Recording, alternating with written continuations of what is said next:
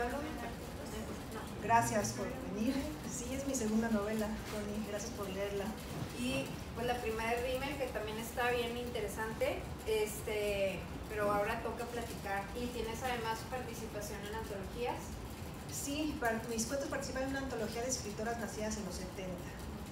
Entonces somos varias, somos 9. Y publicaron ahí mis cuentos. No para niños. No para niños, no, para somos adultos. Bueno, bienvenido. Gracias. Pues llegada la hora es una novela que desde el título nos sugiere algo temible, macabro quizás. Ya saben, por aquello de que a todos nos llega la hora. ¿La hora de qué? La hora de la muerte, de la pelona, la desgraciada huesuda que venga por nosotros. La portada del libro, ilustrada con una serie de utensilios de cocina, en donde lo que más llama la atención son los cuchillos, nos adelanta un poquito de la trama. Antes de comenzar la historia, la autora nos recibe con este aperitivo de Leonardo da Vinci de sus apuntes de cocina.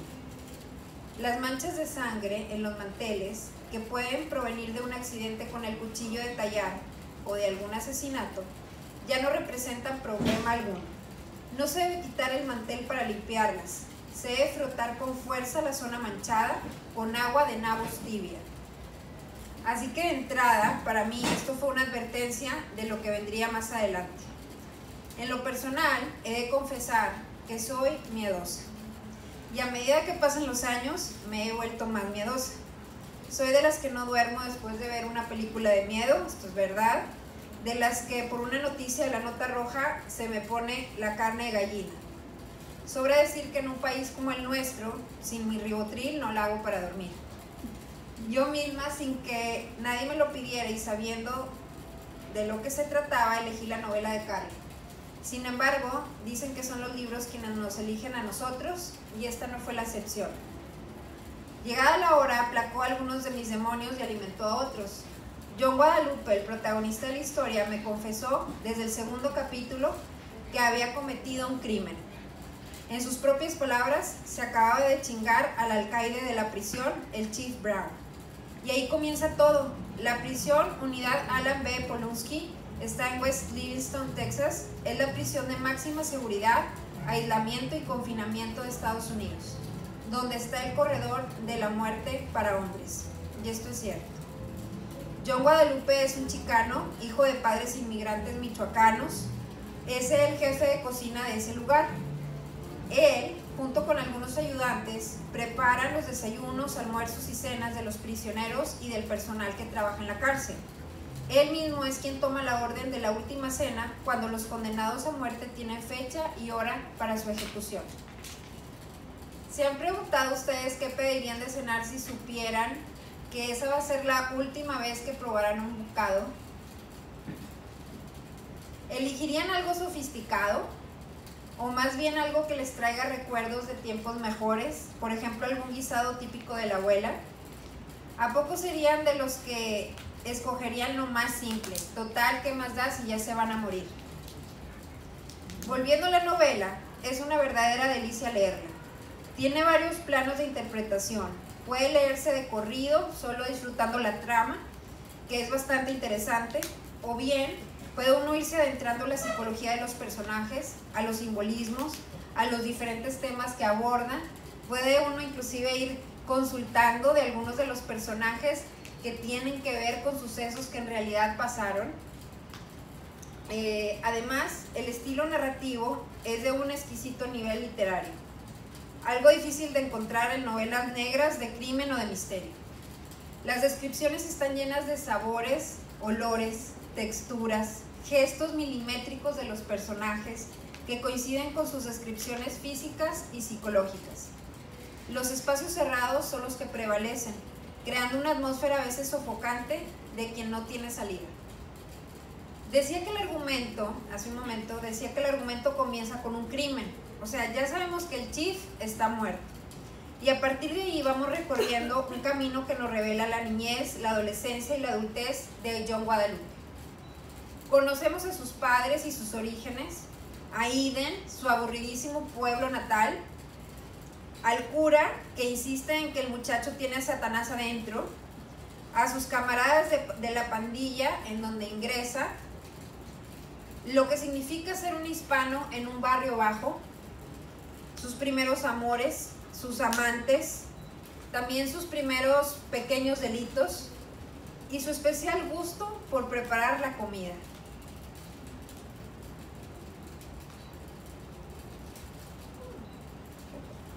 Cuando entra a trabajar a la prisión, aprendemos las estrictas reglas que ahí se observan. Los horarios son inamovibles, obviamente, la eterna rutina, todos los días es lo mismo, las cámaras de seguridad en cada uno de los rincones, la corrupción carcelaria, no crean que nomás aquí en México se cuecen habas, los tristes menús para los reos, la deshumanización que caracteriza a los guardias. Y sí, también está el tema de la pena de muerte, una práctica llevada a cabo desde hace siglos y que algunos países siguen aplicando como castigo. A través de la mirada de John Guadalupe Untuno, conocemos que los prisioneros no solo son los condenados, sino también los que trabajan en ese lugar. Llegamos a experimentar el tedio, la adrenalina, el sexo, el encierro de adentro y de afuera, la terrible soledad de quienes viven aislados por castigo y de quienes viven aislados emocionalmente. El tiempo parece ser muy lento cuando imaginamos al condenado pasando 23 horas en su celda y solo una en una jaula más grande con los demás, claro, encadenado, esperando la fecha en que se cumpla la última parte de su sentencia.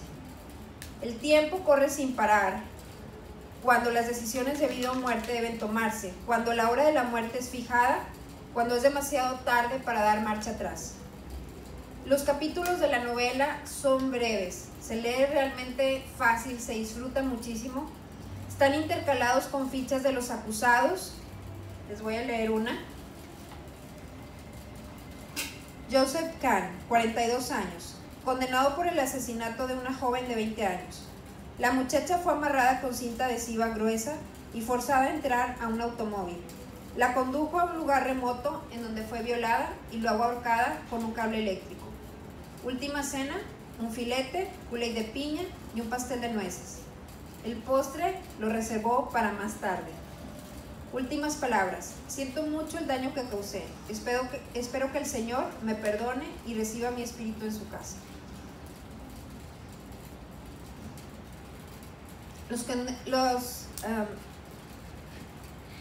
Conforme avanza la historia, la tensión aumenta, las frases se acortan, se llega a la hora. Por último, antes de pasar a las preguntas que me gustaría hacerte, Carla, en el texto John Guadalupe nos atormenta con ciertas descripciones de la prisión que llegan a nuestras entrañas. Aquí les comparto dos de ellas que me impresionaron. Los condenados de Polunsky no viven 30 días al mes, sino un día 30 veces. Para ellos, las 24 horas del día son una sola, cíclica, interminable. Tal vez ya lo sepan, pero en esta prisión es de máxima seguridad, jamás se apaga la luz. Siempre hay luz en todas las celdas, en todos los pasillos. Entonces, en realidad es un día interminable. Esta es otra cita sobre la cárcel. Polunsky es una ciudad a escala, una jaula llena de historias que pueden resumirse en una sola: el encierro, la espera y la muerte. Le damos un aplauso a Carla.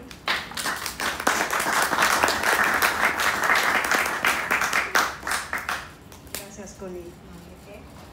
Entonces, le quiero hacer algunas preguntas y luego también habrá tiempo para que, pues aprovechando que somos poquitos, para que ustedes pregunten acerca de la novela. ¿Por qué a John Guadalupe, que es un nombre largo, le gusta que le llamen así con sus dos nombres? Como puedes ver, el nombre implica las dos culturas. John, que es un típico nombre norteamericano, y Guadalupe, por la Virgen de Guadalupe, que todos los hispanos tienen que ver, sean católicos o no, Sí. con ella, ¿no? Entonces John Guadalupe por eso quiere mantener su identidad, esta identidad. Él es chicano, sus papás, como lo dijiste antes, vienen de Michoacán, se cruzan al otro lado. Mientras esto sucede, la mamá de John Guadalupe, doña Elvira, sugiere, bueno, habla de la violencia que implica cruzarte al otro lado, como él lo menciona, por ahí sugiere alguna violación porque culpa al papá de John Guadalupe, porque don Pascual la convence a ella de cruzarse para una vida mejor, ¿no? Entonces él lo que hace es mantener su nombre, le dicen John, le dicen Lupe, y él dice, todo el tiempo está diciendo John Guadalupe. ¿Por qué? Porque es su identidad. Él está orgulloso de esta condición migrante, esta condición, lo dice por ahí, ¿no? Ni de aquí ni de allá, que se escuchará muy trillada esa frase, ni de aquí ni de allá, pero así es. Yo tuve la oportunidad de vivir en Los Ángeles un par de años y conviví mucho con la comunidad chicana, comunidad que me pertenece a mí también. Yo cargaba con mi backpack, con mis libros, con mi bandera de México todo el tiempo. Entonces, creo que ahí fue cuando nació esta novela. Esto fue hace unos 20 años que yo vivía allá. Y creo que ahí fue cuando surgió esta idea, muy así en el fondo de mi inconsciente, ¿no? ¿Por qué? Porque, como te dije, estuve conviviendo con los chicanos, me interesó la literatura chicana también. Entonces creo que esa experiencia en Los Ángeles me permeó y pues de ahí es la semillita de llegada a la hora. O sea, una cosa es que te haya interesado la cultura chicana, que hayas vivido esta experiencia, pero algo bien particular es que hayas elegido el tema de situar la novela en la cárcel. ¿Y en qué cárcel? ¿De dónde viene ese interés? Pues viene porque la unidad Alan B. Polunsky es una de las prisiones de máxima seguridad en Norteamérica, donde están los condenados a muerte. Entonces, pues no había otra opción más que situar ahí la novela en Texas, en este pueblito que se llama Huntsville. Pues, pero el tema es bien complejo, o sea, y además me imagino que es bien complejo para encontrar información precisa acerca de lo que pasa dentro de la prisión. Así es, tuve que estudiar mucho, tuve que informarme. Con mi primera novela, que se llama Rimmel, uno de los dos protagonistas es un cirujano plástico. Y te lo platico porque al momento de escribirla, pues tuve entrevistas con cirujanos plásticos, con todo tipo de doctores que me hablaban de por ejemplo, de los instrumentos que se usan. Pues aprendí muchísimo por ejemplo, hay un instrumento que me encanta que se llama el bobby, le dicen así como comúnmente, ¿no?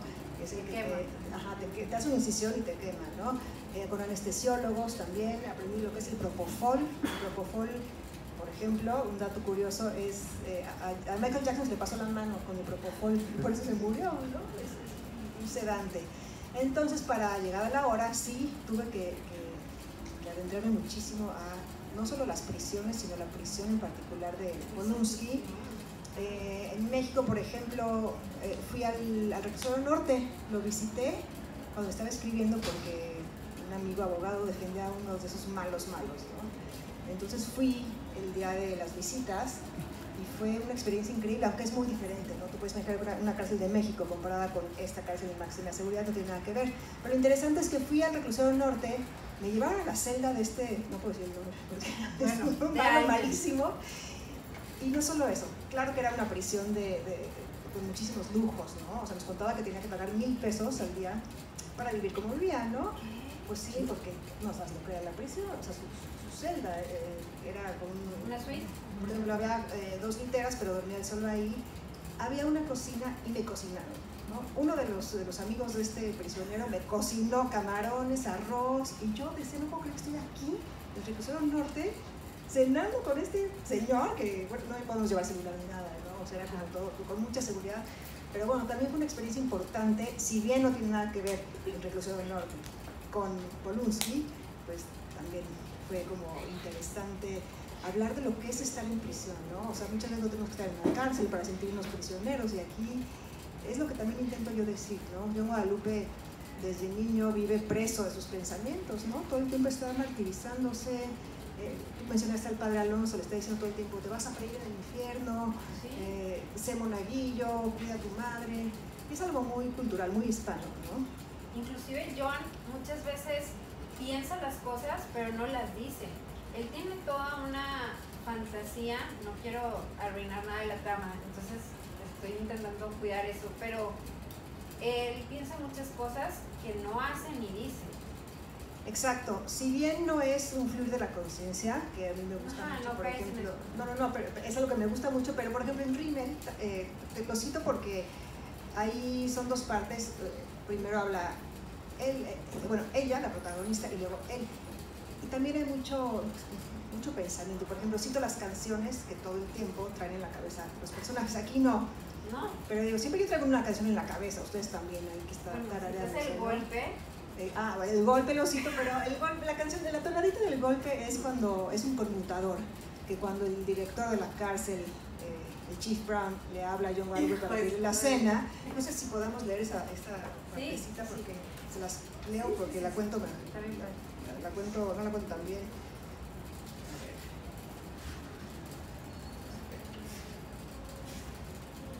Aquí está. Bueno, John Guadalupe le llama al Chief Brown, le pide su última cena, que quería una hamburguesa Kobe. Pero no sabe qué va a hacer. No digo nada, no se las voy a spoilear. Le pide una hamburguesa con carne Kobe y John Guadalupe dice, este güey cree que es carne Kobe, cuando no nos alcanza con el presupuesto jodido que nos dan en la cárcel, lo dice, ¿no? Sí. La verdad es que es carne con ablandador. Pero entonces él va caminando, ¿no? Y dice, el recorrido no fue muy distinto del que hago cuando entrego las últimas cenas. Caminé despacio, silbando la melodía de El Golpe. ¿La ubican? Típica de conmutadores. Del golpe. Se me había quedado pegada porque el Chief tenía la maldita costumbre de llamarme por teléfono para pedirme su comida y a media plática me ponía en espera mientras en el conmutador sonaba esa pinche rola. Puse atención en el muro con la mancha negra que parece un Cristo crucificado, en el escalón con el borde roto, en la puerta que rechina como gata en celo, pero en vez de dirigirme a las celdas, giré a la derecha hacia el área donde estaba la oficina del director. Ya me les cuento. Sí. Ahora, ¿por qué usar el punto de vista? Estamos en una cárcel y el punto de vista no es de un prisionero ni es de un guardia. Eliges el punto de vista del cocinero. ¿Por qué, Carlos? Mira, qué buena pregunta, no me la habían hecho nunca. No, está muy bien, quizás, estoy hablando en voz alta ahorita, ¿no? Quizás porque, no sé, no sé si sería más fácil de un guardia o de un preso. Exacto. Y nos das John Guadalupe sí toma partido, no les voy a decir qué partido toma en cuanto a la pena de muerte, ¿no? No les voy a decir cuál es su postura, pero pues yo no sé qué se me ocurrió eso, porque aparte les digo algo, yo no cocino nada. Entonces, yo digo, estaba escribiendo y decía, ¿cómo estoy escribiendo un chef, un cocinero cuando yo no cocino nada? Digo, igual y ahora ya me gusta cocinar, o así. No, se los digo porque la comida, el comer, sería lo que es la pulsión de vida, ¿no? Nos mantiene vivos. Sí. Es algo que pues, desde que nacemos buscamos el pecho inmediatamente, ¿no? Es supervivencia animal, humana. Y aquí todo el tiempo estamos hablando de la muerte. Entonces quizás creo que hay muchos dobles. Me gusta jugar con los dobles desde Rimmel, también aquí, ¿no? O sea, es chicano, norteamericano, hispano, la mezcla es el chicano. Aquí también es vida y muerte todo el tiempo, ¿no? O sea, que yo Guadalupe esté ligando, todo el tiempo se liga a chavas, ¿no? Le encantan las chavas, todo el tiempo así, que si la chinita, que si la gorda, que si la gringuita, ¿no?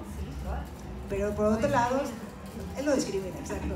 Por otro lado está conectadísimo con el tema de la muerte, ¿no? O sea, desde que es niño, pues tú sabes, él cuenta ahí cuando ve su primer muerto, ¿no? En el lago. En el lago, que se ahoga ahí una chica.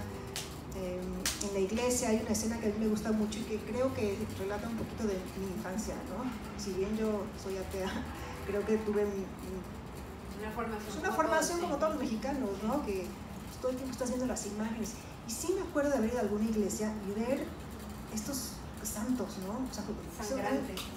Los describo aquí, creo que esa es cosa mía, ¿no? Como con una cara suplicando con sangre, me pongo chinita, ¿no? Entonces, pues ahí está también Guadalupe entre el bien y el mal. Y se lo dice el padre Alonso, tú vete para el lado del bien, como que te estás yendo por el otro lado, vente para acá, ¿no? Que en la cocina, volviendo a lo que platicábamos, en la cocina, por ejemplo, en una casa, en la cocina pasa todo. Y en la cocina, todo el mundo pasa por la cocina. Dicen, si vas a tener un niño haciendo la tarea, no lo pongas a hacer la tarea en la cocina porque todo el mundo se va a distraer muy fácil. Y la cocina, creo yo que en la prisión también se convierte un poquito en el núcleo. O sea, todo el mundo depende de esa sección. es como opcional hablarle al reverendo, al padre para confesarse o para platicar, es opcional, la terapia, todo eso, pero por la cocina nadie pasamos se escapa, todos. ¿no? Es el calorcito, es el hogar, es el psicoanálisis, soñar con las casas o con la cocina es la madre, ¿no? Y además Yo muy John psicoanalítica, Guadalupe pero- lo usa con esta ambivalencia. Sí, él narra, pienso que a veces que es una novela de crecimiento. Empieza John Guadalupe contando la actualidad y luego se va desde niño cuando nació en Edén y todo eso. Y hay una escena que habla de que el papá, que era un cabrón, lo castiga sin comer, ¿no? Lo castiga sin cenar. Mientras que la mamá, desde que nace, lo atiborra de comida, ¿no? Le dice, tú, no importa que no sea la hora de comer, tú come y come para que estés sano. Volvemos a los dobles, ¿no? Sí. Y yo creo que lo más paradójico aquí es la última cena. La última cena, pero que ya te vas a morir, es tu último placer cuando viene la muerte. Es una cosa que creo que yo sigo pensándolo todos los días. Ya me quedé tocado después de escribir esto, pero sí, ¿lo último de qué? ¿Lo último de lo primero? ¿Lo último de lo último? ¿Qué es eso de comer? ¿Qué es eso de pedir un deseo antes de morirte? ¿No? Y no es un deseo, o sea, tu último deseo tiene que ser de comida. Exacto, hablamos de la vida, ¿no? Lo que es la comida, y lo dice al inicio. Los voy a leer, no les voy a spoilear nada. Cuando preparo el alimento, me deleito al saber que los presos no podrán quejarse o felicitarme por el platillo que les ofrecí. No tendrán oportunidad. Devorarán lo que luego se pudrirá junto con ellos. Banquete para los gusanos. Porque mi comida ya no se digiere o sale como sucede normalmente. Eso si no se mean, cagan o vomitan al sentir el frío líquido de la inyección letal. Pues sí, vamos a comer la última cena y luego ya. O sea, pudieran ver una película, pudieran recibir la visita de alguien, pero no, tiene que ser la comida. Así es, el último deseo. Ahora, usas el punto de vista de un cocinero, que eso ya es difícil, porque además dices que no te gusta cocinar. Y luego, un ejercicio, o sea, algo que es difícil es ser un hombre cuando tú eres mujer. O sea, cuando tu género te identificas como mujer y estás escribiendo a través de un hombre. ¿Qué tan complicado te resultó eso? Y chicano. Mexicano y de otro estrato social y de otro contexto. Bien me lo decía un amigo editor que se murió el año pasado, y lo recuerdo mucho porque me decía, te metiste en una camisa de 11 varas, Sí. o sea, no solo es hombre, Sí. sino además es chicano. Vuelvo a mi primera novela, ¿sí? La primera novela está dividida en dos partes, como les dije antes. La primera está narrada desde el punto de vista de ella, que es una mujer, Lisa, y la segunda parte está narrada desde el punto de vista de Kim, que es él, son hermanos, ¿no? Entonces creo que ahí fue como un entrenamiento de contar la misma historia, entre comillas, desde el punto de vista de hombre y mujer. Vuelvo con los dobles, ¿no? Otra vez. Está bien difícil. Y tengo otro profesor que me dice que en la vida solo escribes una obra, ¿no? Y estamos hablando con ello de las tesis doctorales y de la friega que es una tesis doctoral. Mi tesis doctoral, les platico un poquito, trata sobre Virginia Woolf y su novela Orlando, que como ustedes saben es este hombre que de repente amanece y se convierte en mujer. Entonces yo hablo de la teoría de género y lo transgénero y lo transexual. Entonces pues ahí estoy metida Ahí otra estás, vez, sin darme el cuenta, tema ahí bien estoy otra vez. Ya no me digas. Ahora, fíjate, John, hablando del personaje, John primero decide estudiar para chef, lo cual los amigos de la pandilla se podrán imaginar, se burlan, porque eso es algo de viejas, ¿no? Y luego hace unos caterings, trabaja de lavaplatos y luego ve este anuncio de que solicitan a un jefe de cocina y él cumple para esos requisitos. Perdón, pero ¿a quién demonios se le antoja trabajar Pues- en una prisión? Pues se lo dice, ¿a quién van a aceptar? Yo creo que es el único que aplicó, ¿no? Hacerlo a la primera. A la primera y se invente para acá, ¿no? Sí, pero ¿de dónde, fíjate, de dónde nace ese impulso de John? ¿Se quiere castigar o qué quiere? Buscando ese trabajo que no es un trabajo fácil. Yo creo que como les pasa a todos los jóvenes, se quiere salir de su casa. ¿no? Entonces la primera oportunidad que tiene de ir a dejar a los papás, a la mamá, ¿no? A la mamá, sobre todo el papá, le vale madre si el papá lo deja, hay cierta relación amor-odio con el papá, y la mamá sí le pesa, trae su foto. No, la relación con la mamá es un tema. Bastante edípica la relación que tiene con la mamá, ¿no? Muy triste, a mí me conmovía mucho escribir sobre esa relación porque es una señora maltratada, sumisa, ignorante, ¿no? Y bueno, como pasa en las generaciones, se van superando. Entonces yo en Guadalupe tengo la oportunidad de estudiar en la carrera, ¿no? Los papás, ella era lavandera, ¿no? Y él era como un handyman de una casa, ahí donde se conocen, lo platico. Y yo en Guadalupe se supera muchísimo, ¿no? Es un tipo estudiado, o sea, él sabe, ¿no? Él secundaria, prepa, high school, mi papá lo cuenta, ¿no? Y tiene su carrera, es un listo, ¿no? Yo le diría que es como un pícaro, es como estas novelas picarescas. Sí. John Guadalupe es un pícaro, ¿no? Muy listo. A pesar de condiciones difíciles, entre ellas la misma mamá. O sea, la mamá lo premia, lo apapacha con comida, pero cuando suceden eventos difíciles en su vida, ni la mamá ni el papá lo acompañan emocionalmente. Pues la mamá solo se lamenta, ¿no? La mamá está triste, la mamá llora, y el papá lo castiga.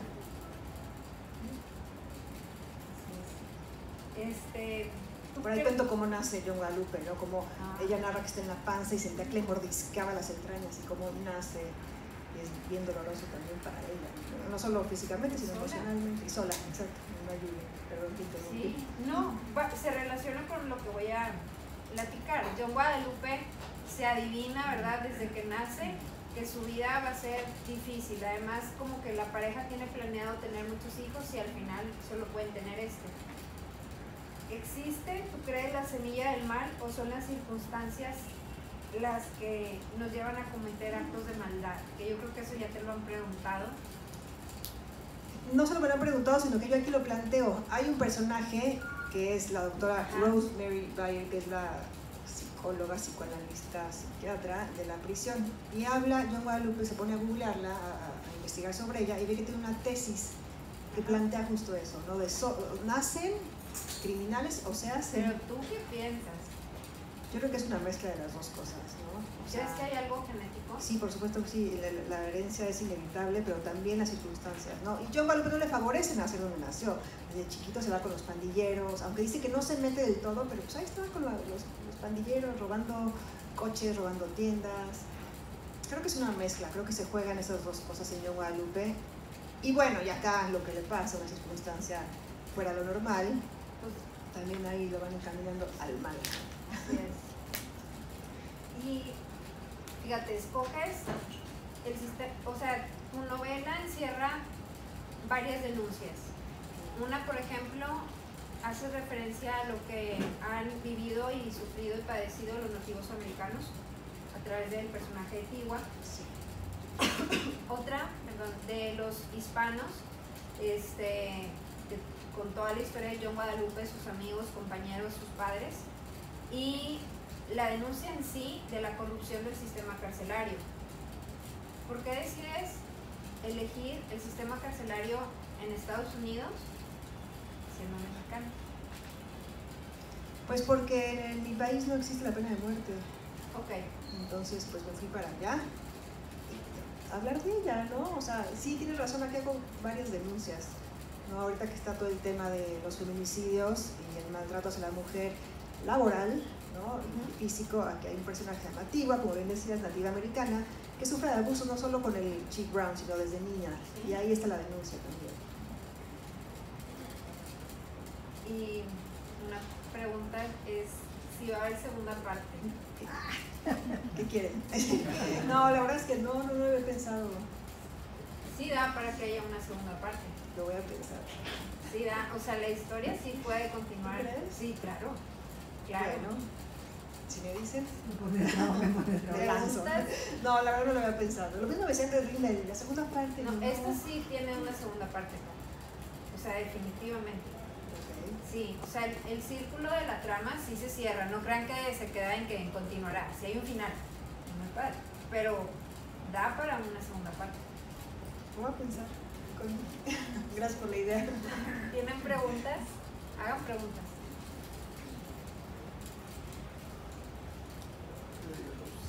¿No es un fracaso de todos nosotros esa pena de las sociedades de hoy? La sociedad norteamericana evolucionada en lo tecnológico, en el conocimiento, también con un desarrollo moral. Fíjate que lo mencionas y me resulta interesante porque la ley del talión, ¿no? Aquí menciona la ley del talión de ojo por ojo, ¿no? Que se usaba desde los romanos, entonces pues, no hemos evolucionado nada. Y escuché una frase hace poquito con todo el tema de Fátima que dice que una sociedad fracasa cuando se asesina a una niña, ¿no? Entonces sí creo que como sociedad estamos fracasando con todo este tema, ¿no? Ahora, es un tema a discutir. Yo pienso que si nos separamos de los crímenes, se vuelve un poco ambigua la postura, pero si tenemos algo que pasó de cerca, un crimen cercano, que lo maten, ¿no? O sea, le hacen algo a mi hija y digo que se vaya a la pena de muerte. Entonces creo que es una postura bien difícil, ¿no? Creo que hay que estudiar el tema, hay que adentrarnos en cada caso, ¿no? Es particular cada caso, yo creo. Pero sí, definitivamente estoy de acuerdo contigo. Creo que como sociedad no andamos muy bien, que digamos, y la muestra está en lo que está pasando hoy en día. Y además que la pena de muerte, y lo dejas entrever, es selectiva. Sí. Los condenados no son todos los que deberían estar, ¿verdad? No, pues claro que no, y aquí hablo de casos en particular, ¿no? Y como te digo, me puse a investigar y hay muchos prisioneros que no se sabe si son culpables, si son inocentes, y sin embargo se los echan, ¿no? Ahí está mi denuncia contra el sistema carcelario. Hay mujeres que hayan sido condenadas y hayan pasado por la pena de muerte. ¿Y cuál es la diferencia, ¿no?, entre la forma, los delitos que cometen las mujeres y los hombres? Aquí lo cuento. Hablo de la primera mujer condenada a muerte que se llama Chipita, ¿no? Sí. Que era de origen hispano, y la ahorcan. Y cerca de Polunzi está igual una prisión para mujeres. Y se usa lo mismo, ¿no? Lo que pasa es que el índice es mucho menor, mira. Pero sí, aquí lo platico de varios casos. Hay otra que se llama, como yo, Carla Fire, por ahí lo platico también, que se fue a pena de muerte por asesinato a no sé cuántos. Por igual, ¿no? Pero como decía Socorro, o sea, el tipo de crímenes generalmente sí son diferentes. Pasionales los de la mujer, ¿no? Al menos el de Carla es pasional. La mayoría, ajá, sí. Se me hace que ahí hay todo un tema también. Ahí hay todo un tema. Por la próxima le escribo de una mujer. De la prisión de mujeres.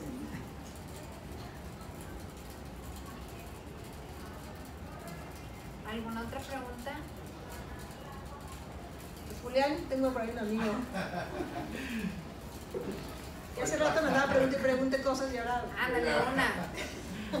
No, me quedé, bueno, ahorita. Es cierto. Gracias a todos por estar aquí. Muchas gracias. Bueno, de esta manera finalizamos con las actividades del día de hoy. Agradecemos a nuestra autora y a nuestra invitada por su presencia y sus palabras, también a ustedes por su asistencia. Y bueno, les pedimos que tomen en consideración los eventos que todavía tenemos el día de mañana. La feria todavía continúa y les invitamos sobre todo a leer. Que pasen muy bonita noche. Gracias.